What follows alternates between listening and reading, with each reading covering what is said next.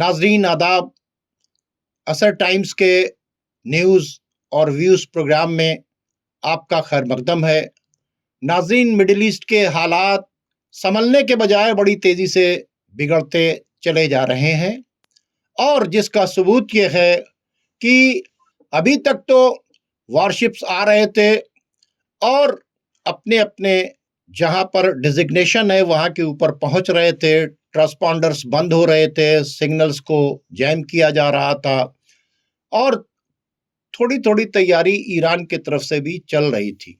हालात अब ये हो चुके हैं कि आप देखें कि इधर से अमेरिका के ड्रोन उड़कर आ रहे हैं, इधर से ईरान के ड्रोन्स जा रहे हैं, इधर से वॉरशिप सामने खड़ा हुआ है, उधर जो है मोटर बोट चारों तरफ से घेरे हुए हैं और मिसाइल्स के फायर हो रहे हैं, फौजों की प्रैक्टिस हो रही है, साथ ही साथ बयानबाजी जारी की जा रही है कि जंग जो है बिल्कुल करीब है। एक तरफ ये कहा जाता है कि ईरान को मिटा देंगे, दूसरी तरफ ईरान की तरफ से बयान आ रहा है कि हम पूरी तरीके से खड़े हुए हैं।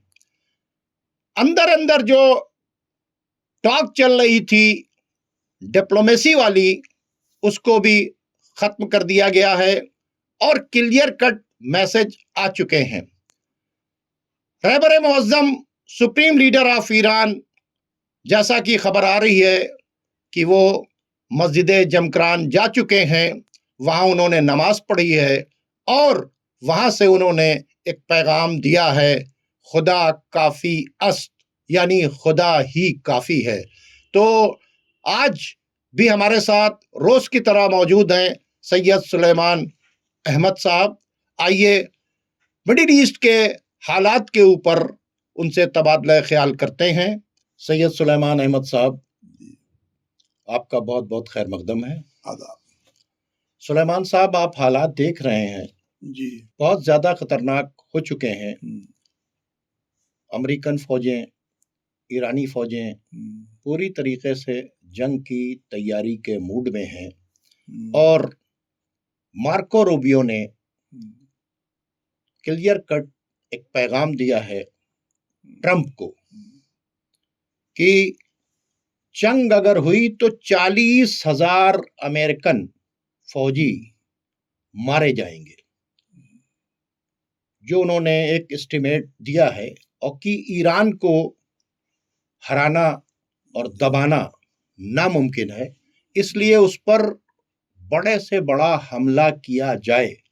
जरा सी चूक जो है वो 40,000 अमेरिकी फौजों की जिंदगी छीन लेगी।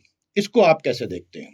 देखिए, ये दुनिया में सेकेंड वर्ल्ड वॉर के बाद सबसे बड़ा मिलिट्री फॉर्मेशन है और अमेरिका ने अपनी मिलिट्री पूरी माइट दिखा दी है। स्ट्रेट ऑफ हॉर्मुज एक बहुत पतला सा समुंदर का वो स्ट्रेट कहते हैं, ये पतले रास्ते को, जहाँ पे दुनिया का 33% ट्रेडेड ऑयल जो है निकलता है और उस पे इतनी फ्लीट लगा दी है। यूएसएस अब्राहम लिंकन आगे, उसके पीछे एक फ्लीट है, बहरीन में है। ये कोशिश हो रही है ये प्रूफ करने के लिए कि हम इतनी जबरदस्त हमला करेंगे कि ईरान हिल भी नहीं पाएगा, ईरान हिल भी नहीं पाएगा और रिएक्ट करने की पोजीशन में नहीं रहेगा। इन तैयारियों को कैसे देखते हैं? जिस तरह से तैयारियां इतनी गर्म है कि किसी भी टाइम लड़ाई हो सकती है। उसकी वजह है कि अमेरिका के सर्वाइलेंस प्लेन जो है वो पूरा सर्वाइलेंस कर रहे हैं। ईरान के सर्वाइलेंस ड्रोन भी बार बार पिक्चर लेके डाल देते हैं कि तुम अगर छुपना भी चाह रहे हो तो हम छुपे नहीं है। B-52 भी फ्लाई कर गए, B-52 भी आ गया है, उड़ना भी शुरू कर दिया और ईरान ने भी बहुत बड़ी नेवल एक्सरसाइज वहां शुरू की है। मिसाइल जो है वो लॉन्च करना शुरू कर दिया है उस पे, मतलब प्रैक्टिस उसमें समुंदर में लॉन्च करना शुरू कर दिया है। समुंदर के नीचे जो ईरान की टनल्स है, मिसाइल लॉन्चर्स हैं, उसको भी उसने वहां से भी लॉन्च किया।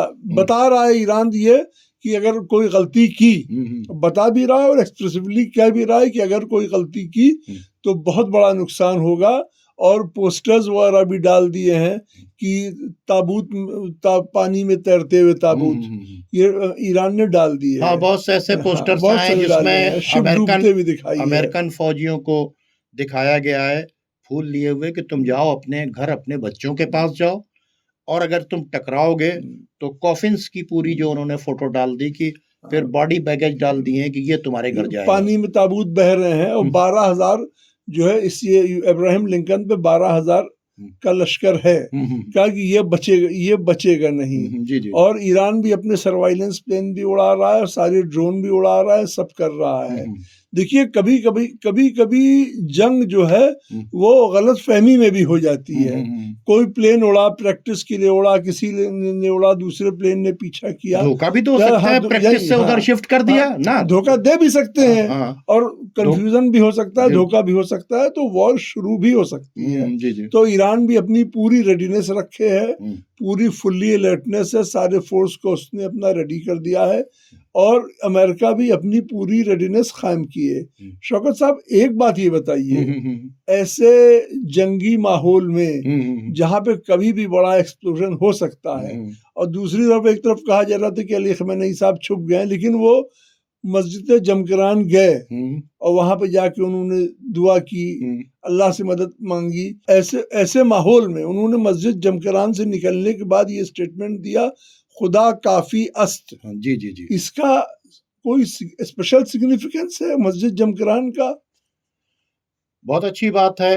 देखिए एक तरफ उनको तलाश किया जा रहा है, बताया जा रहा है वो छुप गए, वो भागने वाले हैं, वो बंकर में चले गए, उनकी लोकेशन नहीं पता हो रही।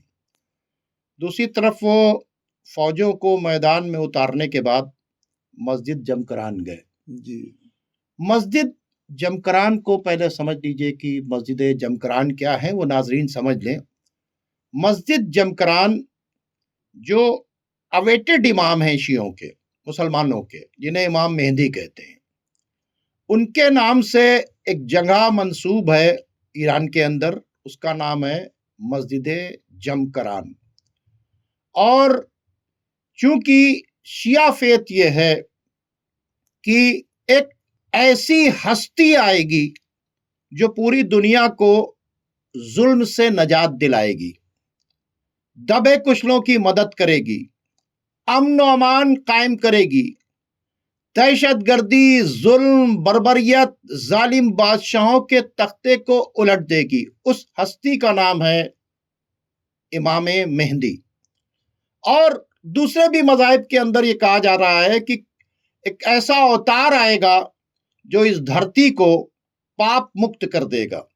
शिया फेथ के अंदर भी इमाम मेहंदी को कहा जाता है कि अब वो आने वाले हैं, और उसमें ये कहा कि जब दुनिया जुल्म और जौर से भर जाएगी और कोई अमन का रास्ता नहीं दिखाई देगा, तो उस वक्त वो इमाम मेहंदी आएंगे।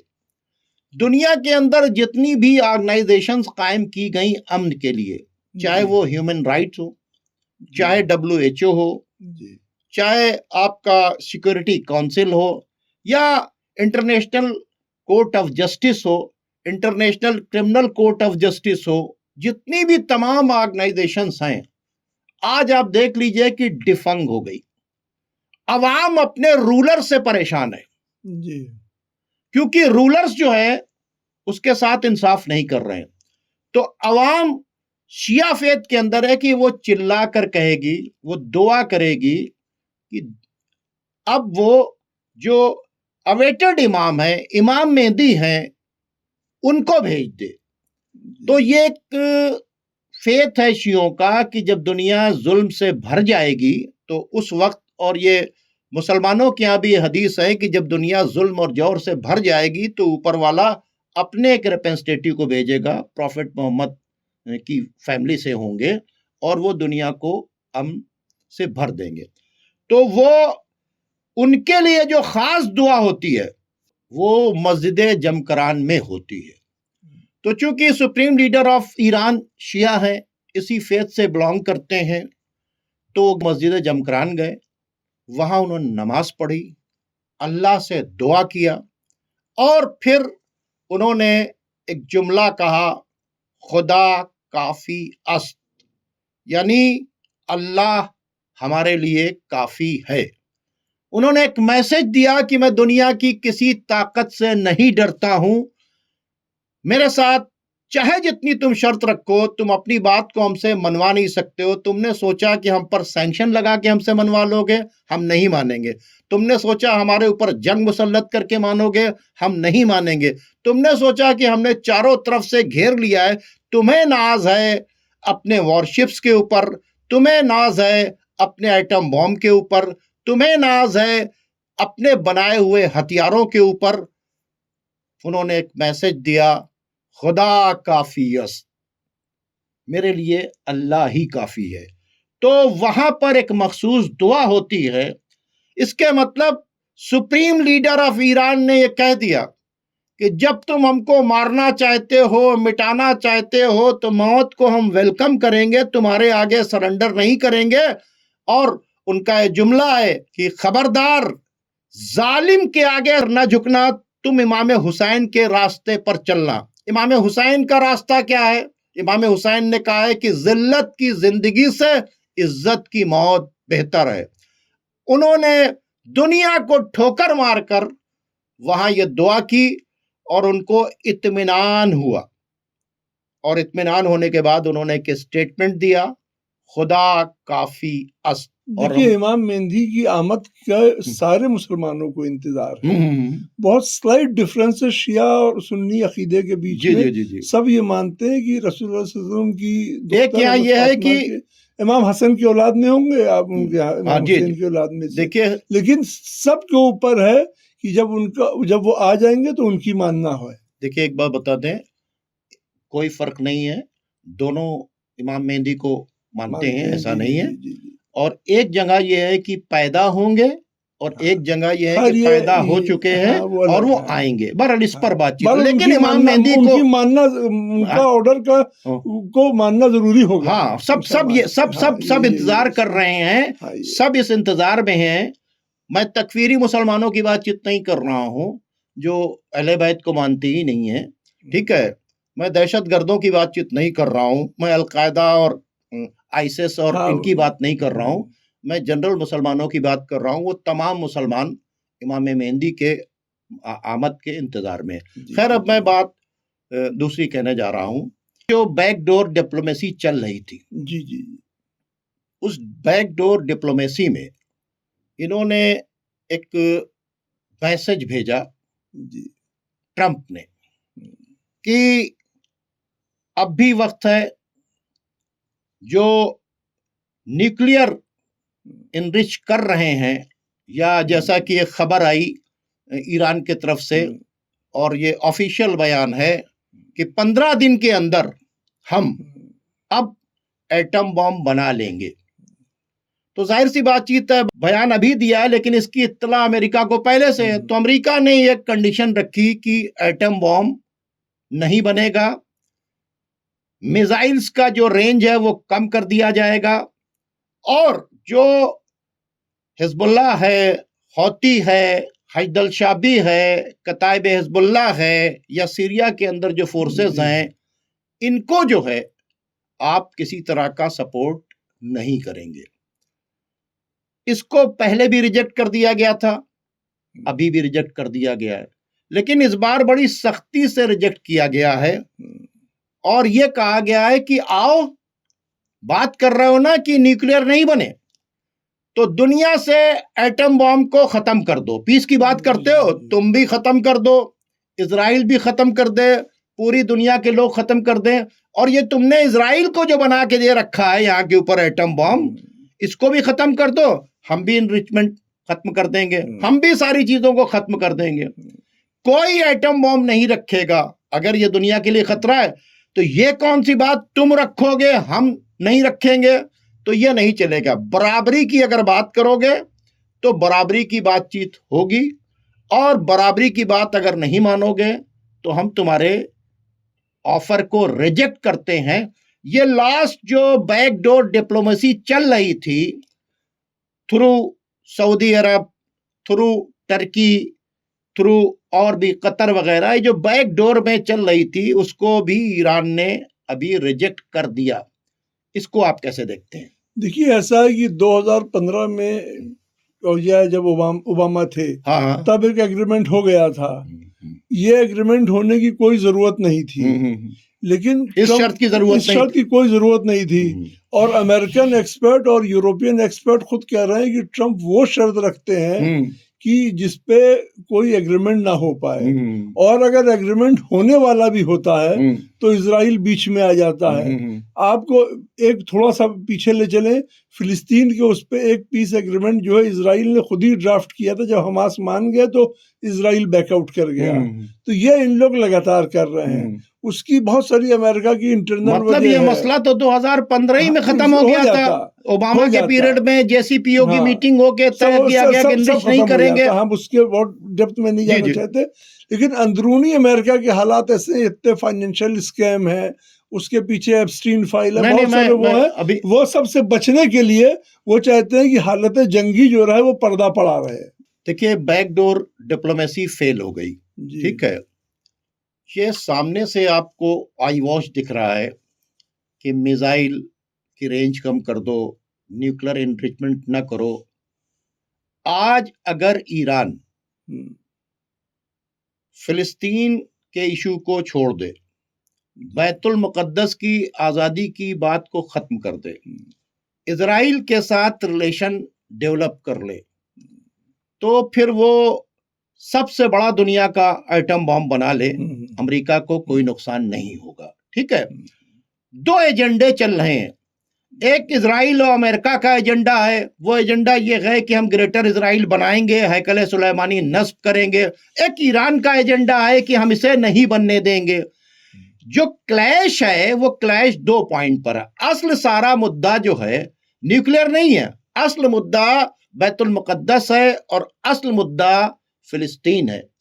वहां से अगर ईरान हट जाता है, और ये मैं ऐसी बात नहीं कर रहा हूं, मैंने आपको कल भी बताया था, जो ट्रंप के 4 एडवाइजर्स में से 3 ने यह कहा है कि यह वक्त बहुत बेहतर आ गया है, अब आप बैतुल मुकद्दस को गिरा दें, हैकल सुलेमानी नस्ब करने का टाइम आ गया है, और ये काम अल्लाह आपसे ही लेना चाहता है, इसलिए ट्रंप से कह रहे हैं कि अटैक करो। इट मीन्स कि ये अटैक हो रहा है ग्रेटर इजराइल बनाने के लिए। उसी का एक पार्ट है जो हमास के साथ जो समझौते वाला जो ड्रामा चल रहा है, यानी इजराइल के एजेंडे को पूरा करने के लिए पूरा अमेरिका और यूरोप लगा है। ये तो समझ में आता है ग्रेटर इजराइल का। और दूसरा क्या एजेंडा है ये बताएं। देखिए, एक एजेंडा तो ये है, लेकिन बहुत सारे ट्रंप के ऐसे हालात हैं अमेरिका के इंटरनल, न जाने कितने फाइनेंशियल स्कैम्स हैं, कई बैंक बैंकरप्सी के करीब आ रहे हैं, जो बेल आउट पैकेजेस मांग रहे हैं, जिनको बेल आउट पैकेजेस इन्होंने बेंजामिन नेतन्याहू भी का भी स्कैम है पूरे तरीके से, यूएस फेड को दिया भी, और यूएस खजाने खाली हो चुके हैं। साथ में और भी बहुत सारे स्कैम में एप्स्टीन फाइल वगैरह वगैरह बहुत सारी चीजें, उनके इनके गंदे डिटेल्स में नहीं जाना चाहते। तो जब हालतें जंगी हो जाती है तो ये सारी चीजों पे पर्दा डाल के मुल्क जो है वो जंग में मुब्तला हो जाता है। जैसे बेंजामिन नेतन्याहू का मुकदमा चलता रहेगा, अगर पीस हो जाएगी तो उसको जेल हो जाएगी, तो जंग चलती रही तो बचा रहेगा, सब कुछ ढका रहेगा, लड़ाई में सब लोग निकल जाएंगे, भैया अभी तो लड़ाई चल रही है। जी जी जी। तो एक तो बात ये है अमेरिका की। दूसरी चीज अमेरिका की ये है कि उसके कुछ इंटरनेशनल ऐसे वो हैं कि वो दुनिया के पूरे रिसोर्सेज पे कंट्रोल करना चाहता है। कर्जा भी तो है उस पे। देखिए, वो खर्चे को जब कंट्रोल करेगा तो पैसा आएगा तो खर्चा दे देगा। इसीलिए उसने चाइना के ऊपर कंट्रोल करने के लिए वेनेजुएला पे कंट्रोल किया। अब जो दुनिया का करीब 30-40% तेल यहीं पे पर्शियन गल्फ में है, क्योंकि 33% तो ये जा रहा है, ये अरब कंट्रीज का जा रहा है, ईरान का भी है। ये जो ऑयल है इस पे भी वो चाहता है मेरा कंट्रोल हो, मेरी मर्जी के हिसाब से ऑयल मूव हो। ऑयल क्या है? फ्यूल है, मतलब पूरे दुनिया के डेवलपमेंट को वो कंट्रोल करना चाहता है। इसलिए वो ये चाहता है कि ईरान को अपने मातहत कर लें और ईरान उसके हिसाब से चले, इजराइल की तरफ देखना छोड़ दे, इजराइल को तस्लीम कर ले, इजराइल को कोई खतरा ना रहे, और किसी मैटर में और पीछे ज़ायनिस्ट लॉबी जो है इनका कर्जा उतार दे, इनको फंडिंग करती रहे, कर्जा उतार दे। और दूसरी चीजें जब यहाँ पे कंट्रोल हो जाएगा तो देखिए ज़ायनिस्ट लॉबी अपने पास से नहीं देती, वो ये करेगी कि डेट इंस्ट्रूमेंट कर लेगी, और जो यहाँ से पैसा आएगा अरबों के तेल से, ईरान के तेल से, उससे धीरे धीरे अदा करती रहेगी। अपने ये इतने बड़े सखी नहीं है कि अपने जेब से दें। अच्छा, मतलब एक एजेंडा ये है नाजरीन, एक तो ग्रेटर इजराइल का एजेंडा है, दूसरे दोनों तरफ करप्शन है। इजराइल के अंदर भी करप्शन है, अमेरिका के अंदर भी करप्शन है। तीसरे, जेफरी एप्स्टीन की जो फाइल है उसमें बड़े बड़ों के चेहरे सामने हैं। चौथे यह है कि ज़ायनिस्ट लॉबी ने मजबूरी का फायदा उठाते हुए अमेरिका के ये कहा कि तुम्हारा जो है $38.5 ट्रिलियन का जो डेट है वो उस डेट को हम क्या करेंगे, तुमको पैसे दे देंगे। तो इस जंग से अमेरिका कर्जे से बाहर निकलना चाहता है, ऑयल एंड नेचुरल रिसोर्सेज के ऊपर कब्जा करना चाहता है, ग्रेटर इजराइल बनाना चाहता है। ये बातें जो लोग भी 3 साल से तकरीबन गजा की वार के ऊपर निगाह रख रहे हैं, ये सब उनकी निगाह में पूरी तरीके से सामने है। लेकिन उसके बावजूद भी ये अरब ममालिक जो हैं ये अमेरिका के साथ में खड़े हुए हैं। इन्होंने इजराइल को जाने वाली सप्लाई लाइन को नहीं रोका है। ये अब्राहम अकॉर्ड से नहीं निकले हैं। ये वो जो कमेटी बनाई गई है इजराइल को फायदा दिलाने के लिए, उसके अंदर ट्रंप की कमेटी में शामिल हैं और इन्होंने ही प्रपोजल दिया, उसको रिजेक्ट कर दिया ईरान ने कि भाई हम अमेरिका के किसी प्रपोजल को नहीं मानेंगे। बराबरी पे बात करना है तो बराबरी ये है कि कम से कम अगर दुनिया का तुम एटम बॉम्ब नहीं खत्म करना चाहते तो इजराइल के पास जो एटम बॉम्ब है उनको भी तुम खत्म कर दो। तो उन्होंने एक शर्त रखी, उस शर्त को रिजेक्ट कर दिया गया। अब वार करीब है। ऐसे वक्त में इन तमाम ओआईसी के कंट्रीज का ईरान के साथ क्या सलूक है और अमेरिका के साथ क्या सलूक होगा? देखिए, ऐसा है कि एक तरफ तो ये अमेरिका से ये कह रहे हैं कि हमारी जमीन इस्तेमाल ना हो, हमारी फिजा ना इस्तेमाल हो, हमारा पानी ना इस्तेमाल हो।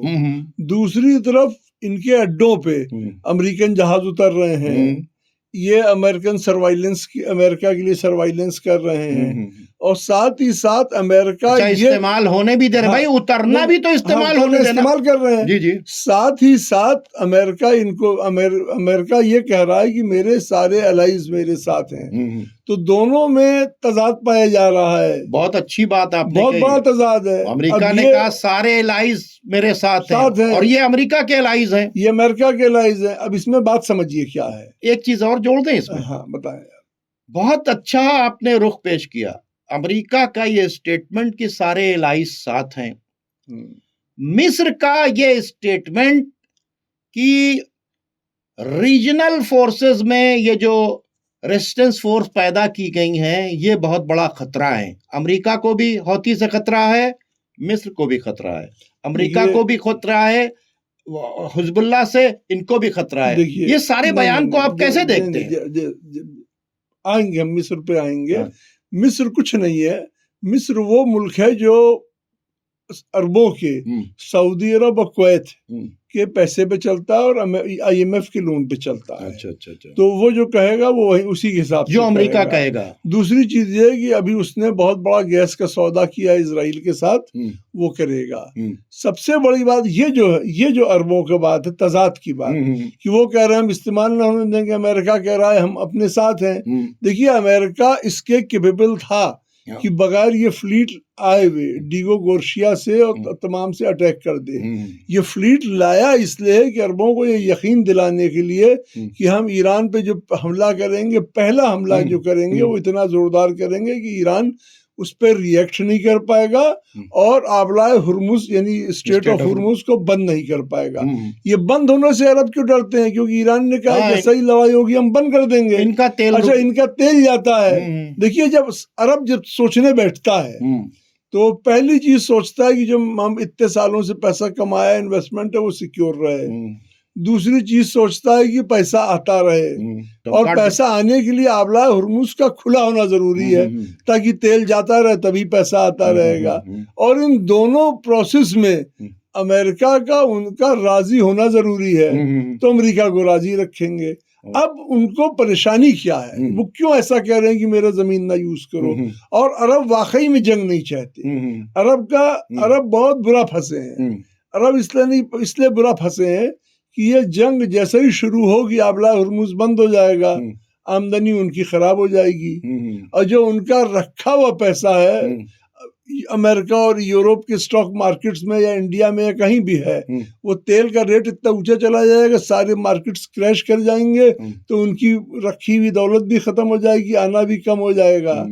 दूसरी चीज ये है कि अगर ईरान जो है तबाह होता है तो वहां के ऑयल के जो एसेट्स हैं ये अमेरिका कंट्रोल में ले लेगा। तो हम अमेरिका को जो तेल दे के दिखा के ललचाते हैं और ताल्लुकात बनाए जिस तेल के दम पे, उसको मेरी जरूरत ना रहेगी। अब वो ऑयल इतना तेल निकालेगा कि रेट तोड़ देगा हमारा, तो वो बहुत बुरा फंसे हैं। इसमें जो मेन कैरेक्टर जो है, जो जिसे कहते हैं कि डार्क शीप कौन है, वो टर्की है। मैं इनके ही बारे में पूछना चाह रहा था कि जो उर्दुगुल गाजी दिखा के खलीफतुल मुस्लिमीन बन गए थे, इनका तो बड़ा डर्टी रोल है। देखिए, पहले इनका हम ट्रैक रिकॉर्ड देख लें कि ये कौन है। ये ईरान के बॉर्डर के ऊपर जो है वो सब तैयारी कर रहे हैं। इनको पता है कि ईरान के लोग भागेंगे। देखिए, क्या है ये जो ईरान में जो वो बदअमनियां फैली, इसमें टर्किश इंटेलिजेंस का बहुत बड़ा रोल था। और टर्की अपने बॉर्डर पे बफर जोन बना रहा है, कंक्रीट की वॉल कर रहा है। जी। और कह रहा है कि लाखों जो रेफ्यूजी आएंगे, और यूरोप से कह रहा है कि हमें ये करने दो क्योंकि हमारे यहाँ रेफ्यूजी आएंगे तो तुम्हारे तक जाएंगे। तो ये इतनी जो दूरंदेशी की रेफ्यूजी आएंगे, असल में अब टर्की का रोल देखें क्या है। देखिए, किसी को पहचानने के लिए उसका पास्ट रिकॉर्ड देखना पड़ता है। कर्नल गद्दाफी, चलिए यहाँ तो वो एक शिया सुन्नी एंगल लाना चाहते हैं, लेकिन गद्दाफी तो भाई शिया नहीं थे ना, वहां कोई शिया था। गद्दाफी को आउस्ट करने में नेटो की मदद की टर्की ने। बिल्कुल सही। और उसके बाद जब से गद्दाफी को हटे हैं, 2011-12 या 13 में हटे हैं, ऐसा ही, तब से लेके आज तक जो लीबिया में पीस नहीं हो पाई, इसमें भी टर्की का रोल है। सद्दाम की गवर्नमेंट को गिराने में भी इनका रोल है। दो वो ग्रुप हैं वहां पे। एक तो ये है कि खलीफा हफ्तर है, और एक को जो दूसरा दफ्तर है वहां पे नेशनल सिक्योरिटी वाला वहां पे है। उसमें से एक टर्किश कंपनी इन लोग को सामान बेच रही है, और इसका नतीजा ये हुआ, इतने सामान मिलिट्री के गए, और फाइटर्स जो हैं अफ्रीका के गरीब मुल्कों से, सोमालिया से, चाड से आए, तो वहां पे असलहे जाने की वजह से ये सिविल वॉर सूडान तक पहुंच गया, और लाखों लोग लीबिया में मारे गए, सूडान में लाखों लोग मारे गए, 1,40,00,000 आदमी सूडान में डिस्प्लेस हुआ है। पूरा अफ्रीका सिविल वॉर में चला गया। इन सब के गुनाहगार अर्जगान है। अब आइए सीरिया पे, ईरान पे। देखिए, अमेरिका का था ऑपरेशन सिकमोर की, जितने मुल्क जो खतरा है इजराइल के लिए, उनको तबाह कर दो। गद्दाफी को हटाया, सद्दाम को हटाया। अब ये बशर के खिलाफ आए, तो इन्होंने पहले तो जब जो बशर को कहा जाता है बहुत बड़ा गुनाहगार था, बहुत कातिल था, टर्की से बशर से बहुत अच्छे रिलेशनशिप थे, उनके वालिद से भी थे। हाँ, जब ये मूवमेंट चला तब ये नेटो को और इजराइल के खिलाफ जब हो गए, तब जब हाफिज असद हाफिज अल असद से हमेशा से ताल्लुकात था, इजराइल से खिलाफ से तब भी ताल्लुकात था। जब ये ऑपरेशन, ये अरब स्प्रिंग शुरू हुआ, मूवमेंट अरब स्प्रिंग शुरू हुआ, जो कि एक CIA के एजेंट जॉर्ज सोरोस ने फाइनेंस किया था। ये कोई ढाकी चुपी बात नहीं, जॉर्ज सोरोस के लोग खुद मान रहे हैं वो शुरू किया था, उसको ये सपोर्ट करने लगे। तब ये कहने लगे, और इनके यहाँ से हजारों की तादाद में टोयोटा मिनी ट्रक जो फुल्ली आर्म्ड थी, anti aircraft gun, machine gun, rocket launchers, ISS के ट्रेंड गोरिल्लास को ये भेजने लगे। उनका तेल बेचने लगे, सब कुछ बात वही हुई है। पूरी सीरिया में लाखों लोग डिस्प्लेस हुए, लाखों लोग मारे गए, और पूरा सीरिया एक सिविल वॉर में जो मरे हैं लोग, उसमें ये पार्टनर थे। अभी इन्होंने ट्रम्प से कहा कि मेरे पास 1 लाख आईएसएस के फाइटर्स हैं सीरिया में, और हमें अगर आप कहिए तो हम उनको इराक शिफ्ट करवाया जाए और इराक से उनको ईरान में एंटर करवा देंगे। अरे भाई, अच्छा, इस पे जो इंडिया के एक्सपर्ट हैं, बहुत एक इंडिया के, देखिए हमारे यहाँ के आर्मी के एक्सपर्ट बड़े काबिल हैं, उन्होंने कहा जो ये समझ रहे हैं लोग कि अमेरिका रिजीम चेंज करवा देगा, अमेरिका रिजीम चेंज नहीं करेगा, वो रिजीम को हटा तो देगा, उसके बाद होगा ये कि ये जो गोरिल्लाज आएंगे आतंकवादी, और इस खाली यहाँ से नहीं, पाकिस्तान में भी जो बहुत सारे एलिमेंट हैं, जंगवी है, और एक जो वो थे जो कई आतंकवादी जिंदुल्ला, कौन अजीब अजीब नाम है, ये सब हैं, ये सारे लोग जब घुसेंगे तो ये पूरे ईरान को माल गनीमत समझेंगे, जो जहां मजबूत होगा वो इतना हिस्सा लेके बैठ जाएगा, ईरान के टुकड़े टुकड़े हो जाएंगे, आपस में बहुत खूंरेजी होगी, ईरान एक मुल्क नहीं रहेगा, और पूरा region, Pakistan, Afghanistan, Iraq, Iran, Syria, Lebanon, ये जॉर्डन, ये पूरा रीजन सिविल वॉर से वो हो जाएगा। और अब जब पूरे में सिविल वॉर हो जाएगा तो देखिए सीरिया में क्या हुआ, आधा सीरिया करीब इजराइल ने कब्जा कर लिया, ये जो थोड़ा सा हिस्सा इनको भी मिल जाएगा, कुछ इनको भी थोड़ा सा हिस्सा मिल जाएगा, लेकिन जो पूरे में एक सारे फेल्ड स्टेट हो जाएंगे तो उसका फायदा इजराइल उठाएगा और ग्रेटर इजराइल के लिए आएगा। तो ये सबसे बड़े कोलैबोरेटर हैं ग्रेटर इजराइल के लिए। देखिए मैंने कल भी इनके बारे में बताया था कि बिलाल रजब तैयब एर्दोगान का जो बेटा है वो आईसिस के साथ मिलकर तेल बेचता था, और इन्होंने इनके यहाँ से हजारों ट्रक तेल जा रहा था जिस पर रशिया ने बम्बार्डमेंट किया था। आईसिस चोरी करता था, जाता कहाँ था? तेल रशिया, और हजारों ट्रक लाइन में थे। जब रशिया ने बम्बार्डमेंट किया है इसको तोड़ने के लिए आईसिस के ट्रक के ऊपर, तो इनको बहुत ज्यादा नागवार गुजरा है कि भाई ये क्या कर दिया। इवन उस वक्त रशिया से इनके ताल्लुकात भी खराब हुआ है, इन्होंने उनका एक मिग भी गिराया, ठीक है, और टकरा गए ये। क्यों? क्योंकि वो जो इनको लूट का माल मिल रहा था हजारों ट्रक। इन्होंने उसमें एक अजीब ड्रामा किया, जो मिग गिराया वो नेटो ने गिराया था, नेटो ने गिराया से, और जो इन्होंने एक अजीब ड्रामा किया, जब इनको ये लगा कि ये सीरिया के टूटने से खुर्द आजाद हो जाएंगे और टर्की में भी बहुत खुर्द है, खुर्दिस्तान बनने लगेगा, वो खुर्दिस्तान की बात उठने लगी, तो ये इन्होंने साइड चेंज कर दी और ये खुर्दियों का इन्होंने बड़ा कत्लेआम किया है।